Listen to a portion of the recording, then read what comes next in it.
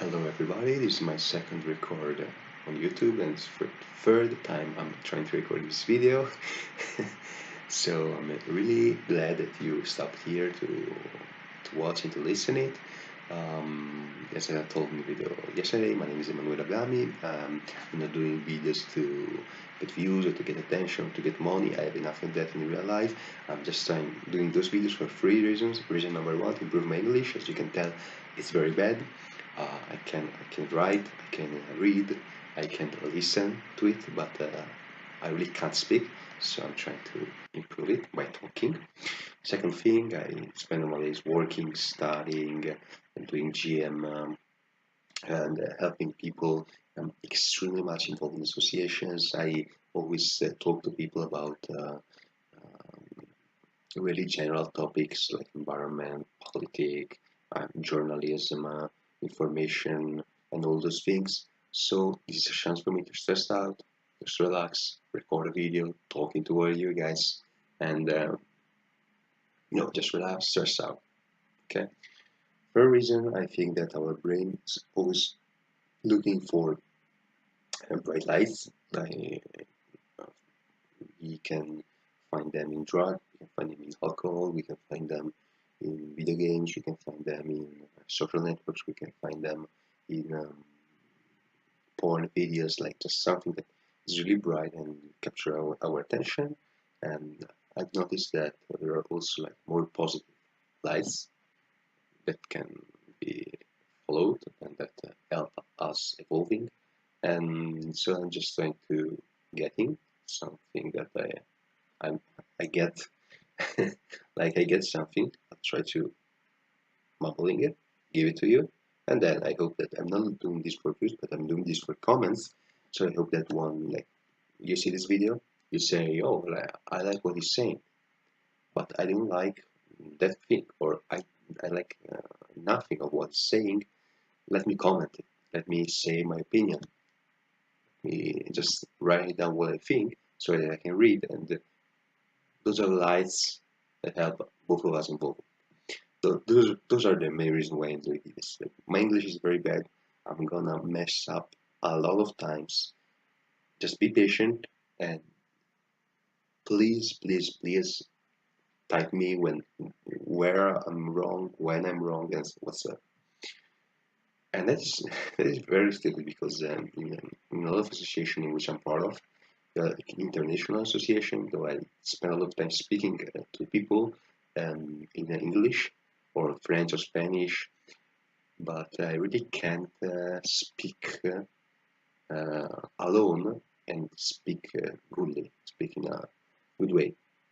So this is that aside, let's just jump right into the main topic of the videos. Game of Thrones upcoming episode, fifth episode of the eighth season.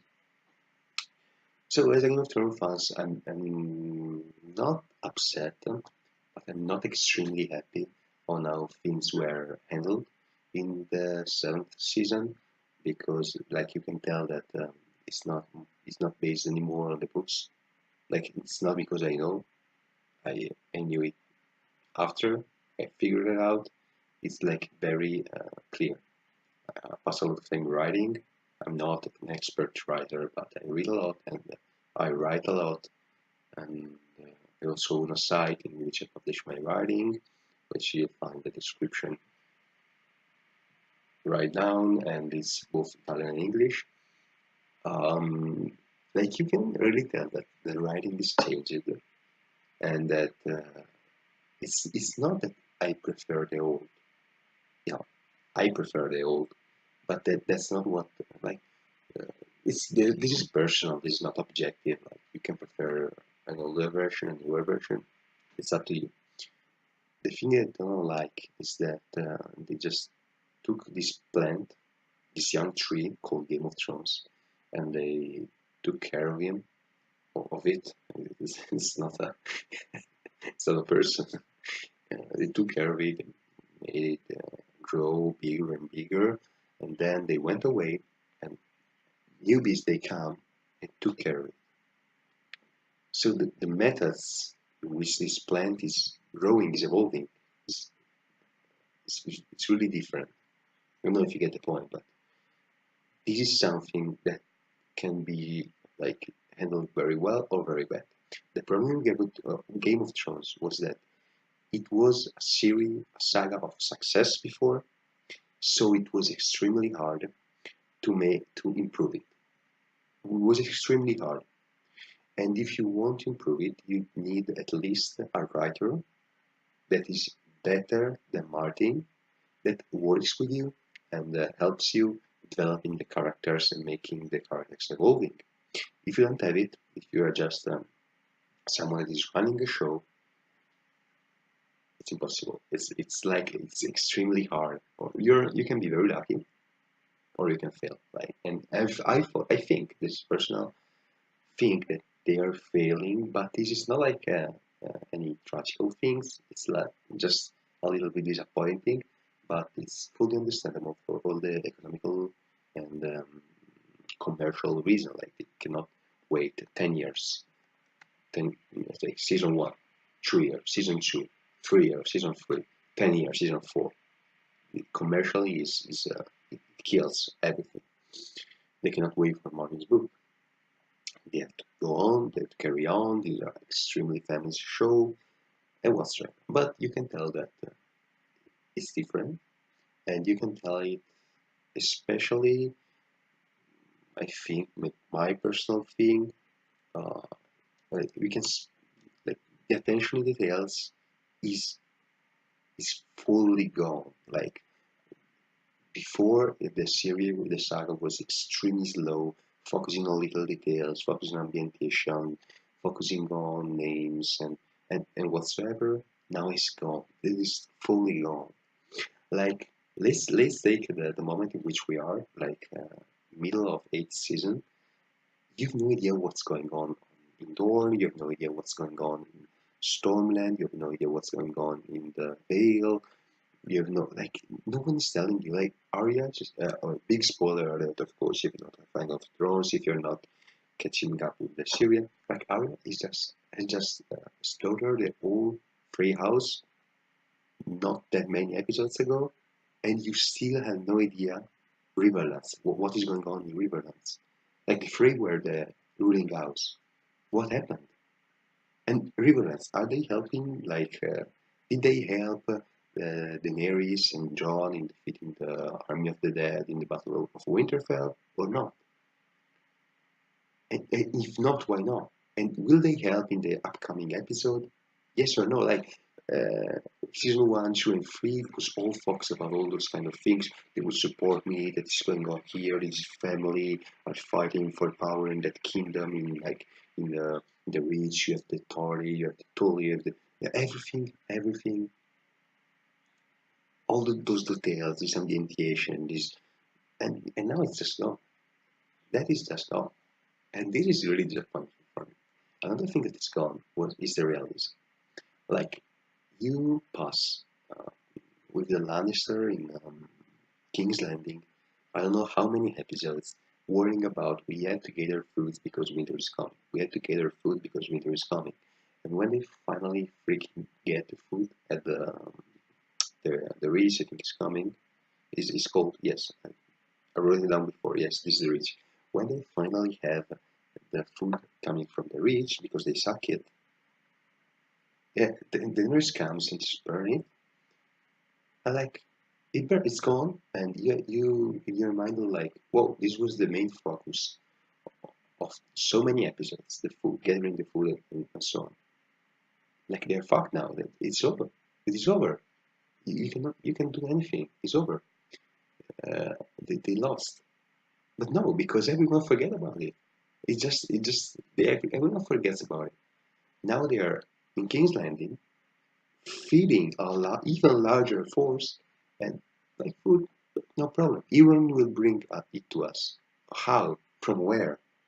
Winter has come. Like I don't know exactly how winter works in the Game of Thrones world, but before it looked like it's winter. Yeah, nothing will grow, and now just oh yeah, someone will get us the food eventually. This is so stupid. Also in the north, they do all this work to gather food and gather food and gather food, and then the neighbors she come. And Sansa timidly say, "Oh, we don't have enough food," but no one cares. No one cares. They put the stress on it. They put the stress on the realistic on into those realistic details for so many seasons, and like it's like no one cares. No one cares anymore, and this is so disappointing. Like I remember, uh, I just I want to end this with a really quick example. The Red Wedding was the most shocking event in TV series for many people, not for me. I think it was really shocking, but in all the history of TV series, it's a little bit too much. But it was very shocking. It was extremely important, and you have an entire season uh, on just spending words and time around. We have to pass from here to here, and we have to cross with the twin towers, or how they're called. The Yeah, I think it's twin towers. The bridge that of the house Frey and whatsoever. So you have to marry, not marry, and this lead to the red wedding. And now it doesn't matter. It doesn't matter. Daenerys, she comes from the south to the north, and from the north to the south, and you have no idea what happens it's teletransport. Everyone's teletransporting this series now. Before, to make 1 meter, it was impossible, extremely realistic. Now it's no problem, just teletransport. The fleet of the Targaryens was destroyed 4 times already. It's the episode 4 of the 8th season. It was the 4th time the nearest fleet was destroyed. How is it possible? How is it possible? You see it like the Taco Rerun, when they try to do Castle Rock, this time and another time I don't. Maybe I don't recall it to my mind right now, but I'm sure that there was another time which they took casualties on their fleet. Like, how large is this fucking fleet? Come on, like they destroy, and all the time they force you to see like the entire fleet destroyed, and all the time they just rebuild it, and just the sails. I think it's sails in English, with the dragon on it, black sails and the red dragon. I think it takes a lot of, like you can say, oh, they buy the ship, they rebuild the ship, okay, but just to make the sails, it takes a lot of time. It's not that easy. How can it be so fast? And also the fact that like Yara, she just with one or three sheep, I don't remember, ships I don't remember, she retake the Iron Island. Like, explain to me, just well a line saying because of the people of the Iron Island were with her, they recognize Ivan Greyjoy as a bastard and this. Where are you not telling me that? For what I know, from what you told me in the series, Euron Greyjoy took over the Iron Islands because people loved him. So, yeah, she comes with 3 ships. So, no, not an army, 3 ships, just with the crew, not with an army, because the few men that could battle went with Tyrion in Winterfell, and she takes, like, I don't know how many islands compose the Iron Islands Kingdom, but it's so stupid. It's so stupid. It's so realistic way, and I think it's really killing the show. And I'm on that way I'm proud. So one thing that I will not even talk about the third episode of the 8th series. A lot of people talk about it. I wouldn't add anything, so I'm not talking about it. But I will focus on the upcoming episode about the war between Cersei and Daenerys, because I think that for the first time, uh, our attention is still caught, and they were able to build up this extremely good, I think, even in the elf. So at the beginning of the 7th season, almost, we have this Daenerys army, and you know she can't lose. Yet she has 3 dragons. 3 dragons alone, they can burn down everything in Westeros. Like, it seems that no one knows how to stop the dragons, because no one worry about dragons, just as no one was worrying about White Walkers. In addition to that, she has the most elite army in the world, which are the Unsullied, very skilled, extremely loyal. In addition to that, she has a huge number of Dothraki, which are like cavalry, and maybe, just maybe, they cannot kill a Westeros army in open field. Maybe this is always not that clear because you see them charging the Lannisters and winning the battle, but also with the help of a dragon. But you're like, okay, yeah, they're ambushing them. It's not a good confrontation. Um, because the Western men, they have this armor, that's really solid and really strong, and the Dothraki, they are light, so they're really good in harassing and maybe like doing fast charges, an angle tactic, and so on, but they're not that good in prolonged fighting, prolonged melee fighting. But they just in open field, no Western lord can counter them. The only way to survive a huge force with high mobility, with pretty skilled, uh, that has no moral bound, is to close yourself into a castle. They cannot. It's very hard for them to conquer a castle, but they'll just burn off the fields, burn off the villages, sack everything, pillage everything. So it's another thing that adds that really makes you say, okay, like Daenerys, she can lose. If they battle in open field, a big battle, she has Dothraki, but mostly solid. If they try to close themselves into castle, she has the dragons. If they try to, everything she has a counter. In addition to that, she has even a bigger army of people that are loyal to her, mercenaries, and it's not just outside the truck and dragons. It's a very big army. I wrote down how the army is composed. Uh, but yes, if you remember, she has like she freed a lot of people, and a lot of them they followed her in Westeros. So the army is really big. The commanders, the generals, and so on, they're fairly good. And at the beginning of the season, she had a lot of allies like Kiara, like the Ornish people, like the Tyrells. It wasn't, and I have the the numbers of it, but before the end of season 7, it was just like 10. Oh, in the north, in Vale, it was just like from 10 to 12 goodies against one Betty. So they have numbered them 10 from 12 to 1. And plus the dragons, plus the fact that they own them, all, practically all the kingdoms and all the food and all the money and so on. So it was impossible to win against. But what Cersei did, and I love the fact that Cersei is one of those characters that did not evolve, because I think that in the book I've heard, but I'm not sure. So maybe it's not like this, but I've heard in the book she's dead. Though that may be why she's not evolving as a character. But Jaime is the best. I'm not a fan of Jaime, but he's by far the best written character, I think, because for evolution reason.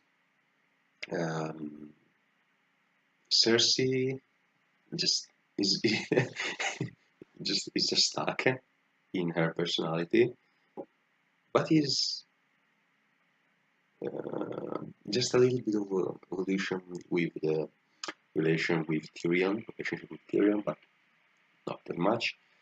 But that is good, because if every main character went from be three-dimensional to bi-dimensional, she still is like she's evil, She's not she's not divided between good and evil and moral and right or wrong, and that is not good because she's static.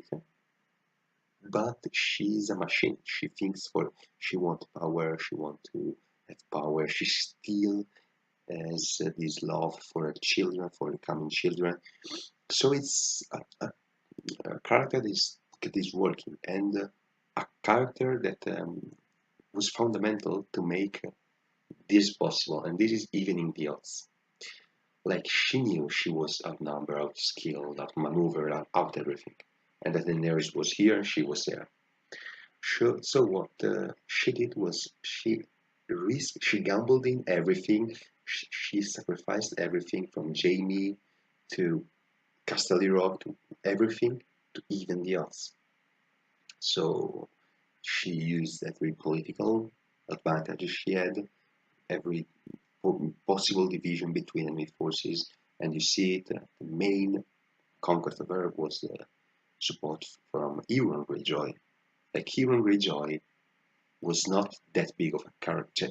The Iron Fleet and the Iron Island, they've never been important in the Game of Thrones world, but she was so hungry for allies that she was able to turn this minor thing that are called Iron Island into a massive power with Euron.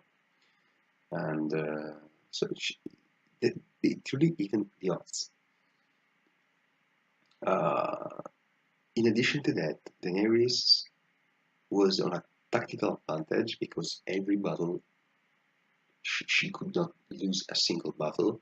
Like even if she tries very hard, she can't lose a battle because she still has dragons and Dothraki and Saladin and whatsoever, a larger force and whatsoever. The problem is of her moral bounds and the fact that she doesn't want to destroy the city and the fact that she really can't handle uh, uh, she really can't own a strategical advantage. She really can't wait. She really can't. She doesn't know how to.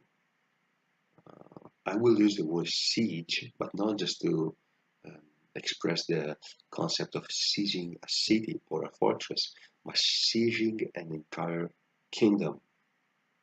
Like they are in north, they are in south, they are in east, they are in west, because for what we know, they have still owned like Castle Rock, they have the Stormlands, and they have the Easteros, and they have the North and the Vale, and they have South.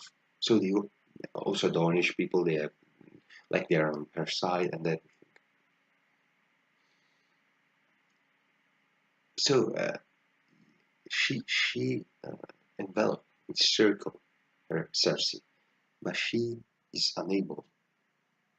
She's unable to win, and this is a very extremely like funny thing, like not fun, but interesting thing that really woke me up from the inside when the last episode came out, the fourth episode of the eighth season. It was like, yeah, finally, like the how is it called? I wrote it down. That was the Golden Company arrives in the city, and they have these extremely strong machines that can destroy sieging equipment, ships, kill dragons. So it's like an extremely strong equalizer. And for the first time, 2 seasons, you're like, wait, maybe Cersei has a chance to win. So what I did for you guys in this video is making a big research. I looked everywhere, books, show. I just wrote down everything that was related to army size, army comps, um, the uh, the train of soldiers, and everything. I wrote it down. I have all the data from the end of the seventh season, and I try to, based on the dialogues and what happens in the show in the eighth season, I try to rewrite everything. So, for what we know, we have a Dornish force that is about 45,000 people strong, but this is we don't care about it because Dornish will not intervene in this war. They don't have a fleet. Everyone destroyed it, and everyone also destroyed the Targaryen fleet multiple times. I remind you that. So it's really unlikely they will join. They have no way to come. Then we have a Stormland force of 3,000 people that now is most likely not that big. Maybe they lost 1,000. Like, I don't think that the new Stormland Lord can gather force and come in the help of Daenerys. But also, if he can, it's 2,000. It's like almost nothing of the original strength of the Stormland people. Then we have the Vale, and like the Vale is the main force of the Westeros Allied army, goodies of the Westeros goodies. At the end of seventh season, they were like 45,000. 45,000 fresh knights, skilled, heavily armored. They did not see any battle before the Battle of Bastards. They are fresh. They were a major concern for Cersei's army, but like the Battle of Bastards, they took, like, let's say, any casualties, like very few casualties, very few wounded. But then they passed the Battle of Winterfell. That was bad for them as they lost.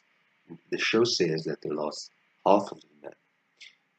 We can add that many, as they say, were wounded, so they will unluckily be able to fight. I've done something extremely generous. I'd say that when they say half of us are gone, in the half there are also those that are heavily wounded and they cannot go to the south. Maybe this is what we're trying to say, not that half are dead, but half cannot fight for the moment.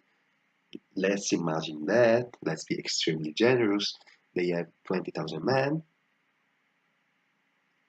extremely huge force, but tired, wounded, fighting away from home. Let's remember this. Then the Riverlands, we don't know what's going to happen. We don't know if they are supporting or not. We don't know who is ruling, what's going on. So they were 20,000 at the end of season 7. We don't know what is happening, so we cannot count this force.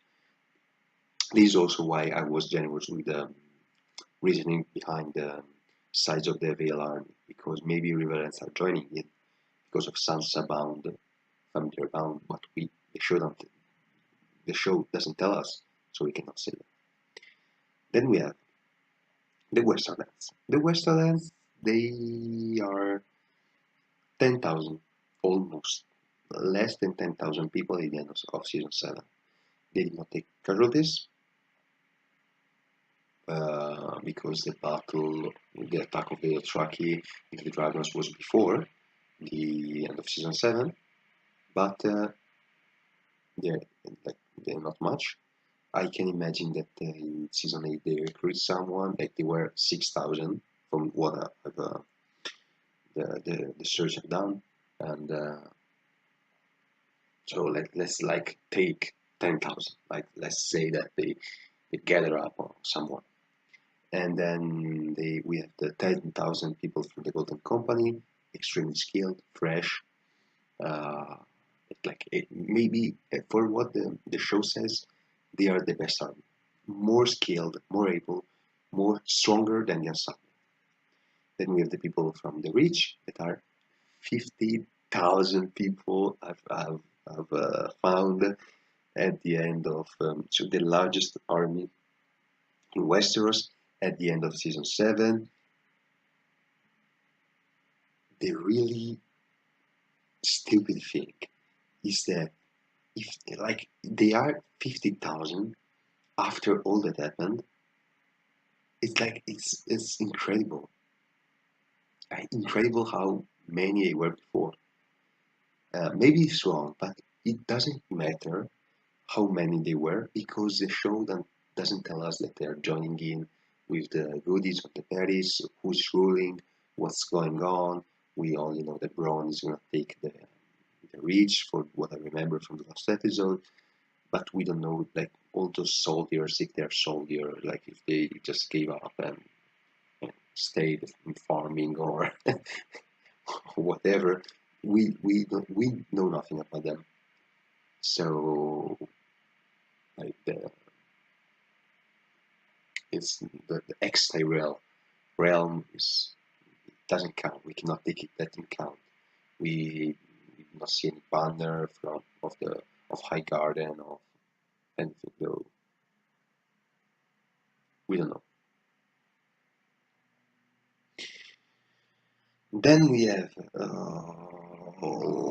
Iran that are almost 1,000 men, but they're only navy, only ship's crew. Then we have Daenerys at the end of season 7. She was about 120,000 men, so by far the biggest army ever here. And let me do just a little past consideration. I've heard, but I hope that I'm wrong. I hope that I'm wrong.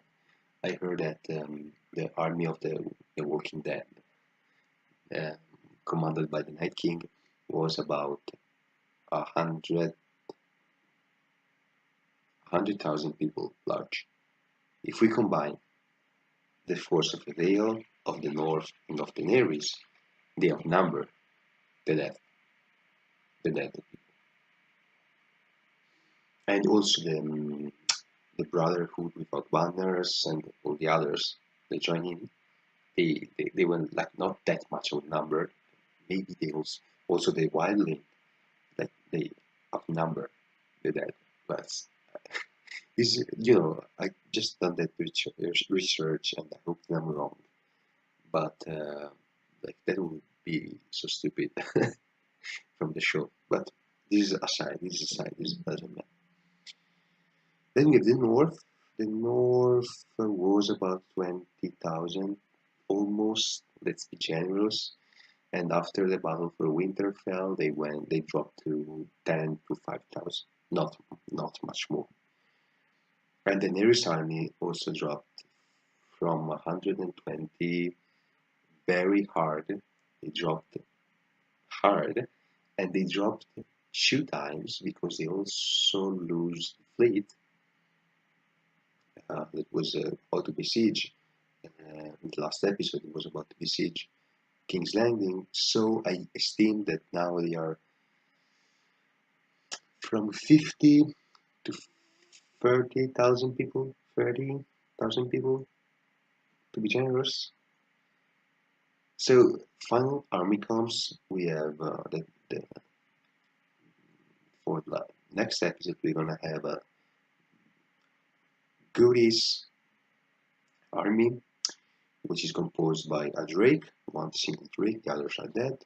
A very weak fleet, if not in a like the fleet. I hope that is gone. Like they destroyed it 4 times. Please don't bring the fleet back. Please, it's gone. So they have a sieging potential. They really can't siege the city because the city is not just surrounded by land but also by the sea. So if you don't have a fleet, you cannot fully siege the city, as they say in the Syria, and they have a combined force of everyone that is from 90,000 people to 60,000 people, being generous. And we can esteem that they have like their internal cohesion, politically speaking, is dropping hard. And like Daenerys is worried about Jon that he can take over the throne, and Varys is about to. That everyone knows that Jon is a real uh, heir to the throne, and Varys is starting to understand that Daenerys is not the person he believed she was, and he wants to maybe for what we know, he was killer, and Tyrion is divided, like Daenerys is completely losing her mind, and Grey Worm lost his lover, um, Sunday, that was killed by the mountain last episode. Like the on a just looking at numbers is not that bad, but looking more in depth at and this is a thing that I extremely love because many times when they fantasy or not fantasy, you have a force of the evils that is large but is weak, and you have a force of the goodies that is small but is extremely good. At the beginning of season 7, you had a force of the goodies that was extremely large and extremely good, and the force of the baddies that was small and I'm not saying bad, but not very good. Like wounded, tired of fighting, not very skilled army. Now is the opposite. Like you have a larger force from the goodies and a smaller force from the evil, but the smaller force is more like it's united, and the larger force is not. Then for the defending side, Cersei side, we have a very strong fleet. Firstly, like this hero is mad. He's winning this war alone. He destroyed the Dawn, like he destroyed Alliance.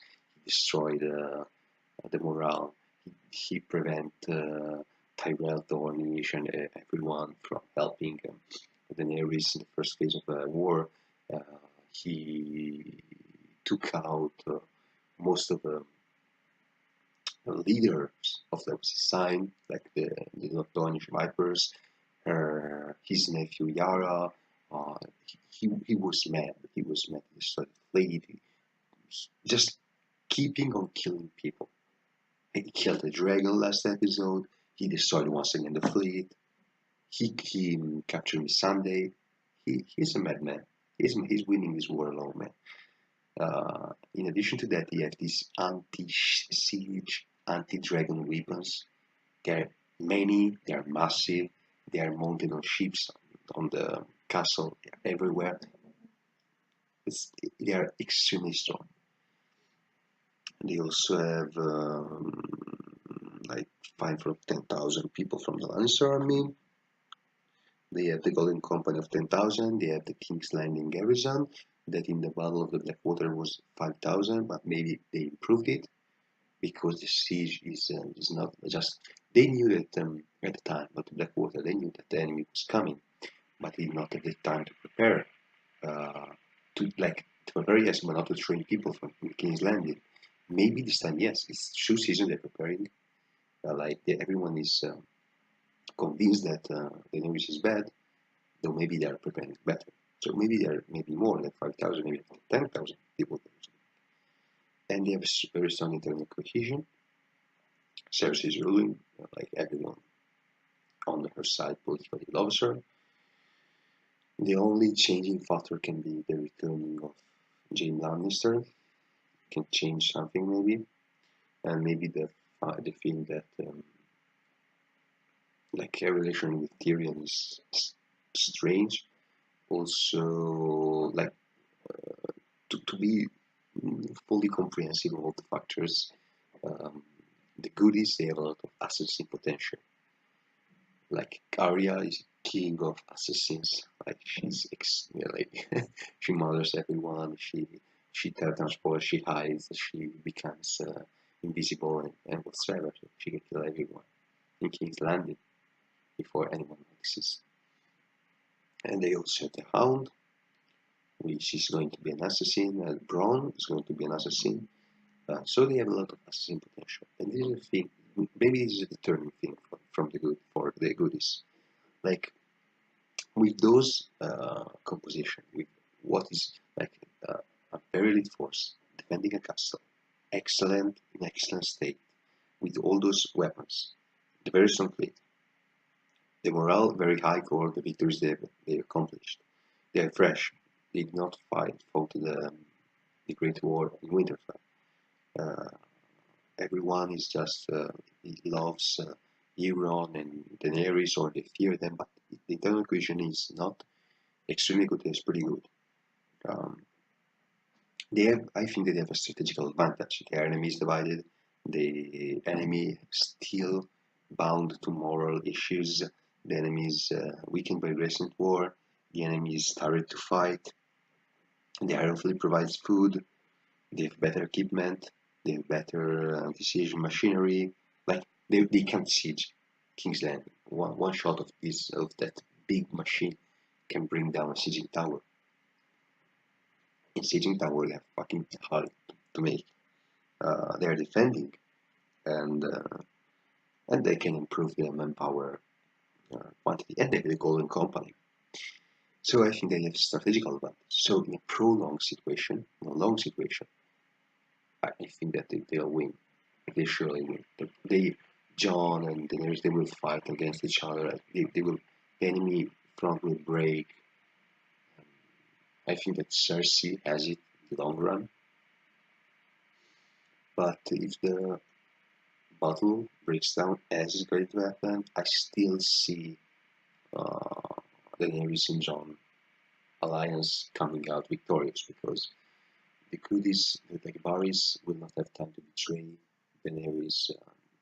They will not have time to fight against each other if they just go into battle head low, which is what I think Cersei is trying to avoid with those things, with those really big machinery. She's not killing Tyrion. She could have she's ruthless. She could have killed Tyrion and Daenerys and Grey Worm and whoever with those machines when they come near the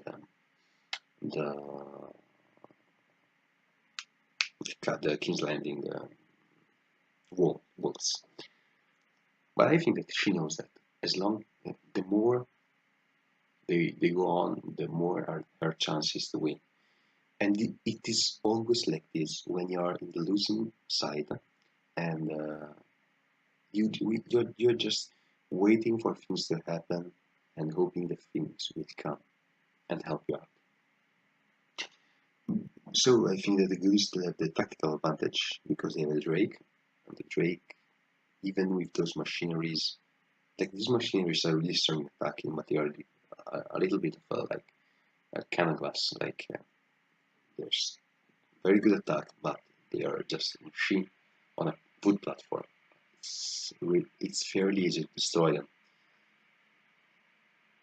They outnumber the enemies like 3 goodies, 1 Benny. So this is the proportion. And they can decide the moment and the condition of the battle. They fought like those who survived, as they say in the second episode of the 8th season. Those who survived are people that survived a lot of battles and war. They are veterans. It's different from trained. And veterans a different thing than from a trained soldier. A trained soldier is a really strong soldier that you're not sure he saw action. A veteran is maybe is not just the skill, the train, but they all saw a lot of action. So personally, I'd count more on a veteran than on a trained soldier, and they also are really good trained. The turning factor, I think, realistically, is the assassins. I call them assassins because that's what they are. They just teletransport, they jump, and they fly and whatsoever. So they're assassins. Those assassins from the goodies, you have Varys, you have Bronn, you have Arya, you have the Hound, you have Jaime, you have Grey Worm, you have Jon. They're extremely excellent heroes. They're extremely excellent soldiers that can go in alone and do a massacre. Like they can night time go into King's Landing, like save Davos we saw before. He knows many ways to enter a city without getting spotted out, and by night he can go in and kill the mountain and Cersei and Euron and everyone. This is why I still give uh, the victory point to the goodies. But this is the only reason. Like, if that was realistic and I have to pick a side, and maybe I'll, like, I'll pick the goodies, but just because they can retreat. Like, Cersei, no way she's going to chase Jon in the north in the short term. She know that Daenerys is gonna lose the mind. She's gonna charge in, and if they can kill her, her army will vanquish, and Jon will just be like, "Yo, fuck off! I'm going away." And she'll be extremely weakened, but she she'll not chase him. Though, if I have to pick a side, I'm not picking Daenerys because I think that she will sacrifice her army just as she did with the Dothraki horde in the battle for Winterfell. Well, picking Jon's side because he's not like that good of a commander, but Davos is with him and he's good. And I think that they will not have too many casualties. They survived a lot. They'll try to stay out of danger, I think. Soldiers, I'm speaking, not the commanders, the soldiers. They're glad they survived the dead, the long night, and everything. So they'll just try to stay as safe as they possible. And I'm not being Cersei because still probable she lose anyway. Just because if you kill Cersei and maybe also you run, like it's over. No one, no one can take her place. They are all dead. Those who could take her place are all dead. There is not a General Lannister, uncle or aunt or grandfather or grandmother or cousin. They're all dead. For what we know, no one will take over the place. If you kill Cersei, the head of the snake, it's just like the Night King. If you kill the Night King, the war was over. If you kill Cersei, the war is over. For the goodies, it's not as simple. If you kill Daenerys, her army is probably gonna lose a lot of cohesion, but you still have Tyrion, you still have Jon on the other side. If you kill Jon, you still have Davos. Like it's mm, it's the good side of being divided internally, politically, is that if they kill one, maybe the others will try to take over. And for what we know in the show, it's not like they're fighting for power, because not even Jon is fighting for power. It's just that they're not sure about Daenerys, but if she dies, they'll cry, but they're not like, oh, she's dead. We were fighting just for her. No, they're fighting for the ideal that she brings, for liberty and justice and stopping tyranny and so on. So they'll most probably go on fighting for someone else that steps in and say, all right, I'm taking the place. Daenerys dies, where's Jon? Jon dies, are there is Tyrion. Still, Tyrion can still say, I'll get victory just to destroy tyranny. I don't want to become king. It's just to kill Cersei. If Tyrion dies, maybe they can still do something with, I don't know, like Grey Worm, just to seek revenge. But if Cersei dies, they will unluckily follow Euron, which is not like a land commander and is not really involved historically in the Westeros political affairs. And they will surely like not follow the mountain with a zombie or Kirborn or whoever else. It's just about Cersei and maybe Euron. On the other side, you have a lot of people that can. Varys can say, I know nothing about leading an army, but I'll be like, I'll try to be the figure that helps you destroying Cersei, and then we see like who becomes king. Keyborn is not that. Keyborn will never defend King's Landing if Cersei is dead. Varys is extremely hard, but still you can imagine that Keyborn never. That's the point I'm trying to make. Though, all in all, I think that uh, eventually goodies will take this one because it's a show and the good is always win. And Daenerys is a dead character, so it's not like the Night King would win because it was representing something, but Cersei is just very good character, but is not evolving, is not interesting as others. So it will be a lady. It will be a lady. Just is condemned at Cersei. I'm not sure she died, but I really think as a character. Uh, and I don't see like the bad is winning anymore. In past, yes, but not now, not anymore. The real question that is behind everyone's mind is who will sit on the throne of the goodies if the baddies are gone? And this is something I really can't predict. But all in all, I think that the goodies will win because the show, even if I'm really hyped, because as I tried to say during all this video, it's well written. It's well written, guys. It's well written. Like it's anyone game. Oh, I hope you like this video.